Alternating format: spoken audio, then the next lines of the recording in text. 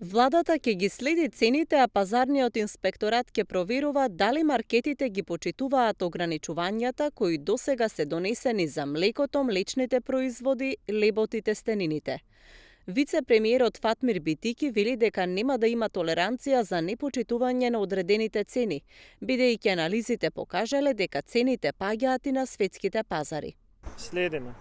Ги следиме затоа што во овој временски период сите производи во овој сегмент, овош и зеленчук, се увозни производи, тие се раноградинарски и се уште мнозинството на количините кои што се потреби во нашата земја се увозни и следиме берзанските цени. Ако таму има пад на берзанските цени, ќе останеме на ставот кој што го кажав, дека ќе очекуваме да трговците ги намалат цените исто така.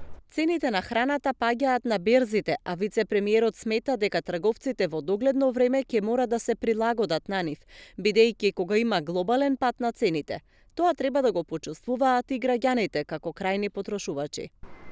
Се момент на анализа, затоа што цените се флуктуирачки секој ден, зависно од понудата, не може да се донесе една констатација. Но севкупното, кога ќе видите во определен временски период, констатацијата дека има пад на цените на берза и тоа значи дека треба да има импликации на кај крајните корисници. Владата досега донесе одлука за намалување на цената на лебот, млекото и млечните производи и тестенините, а се разгледува и ограничување на цената на јајцата, оризот и зеленчукот.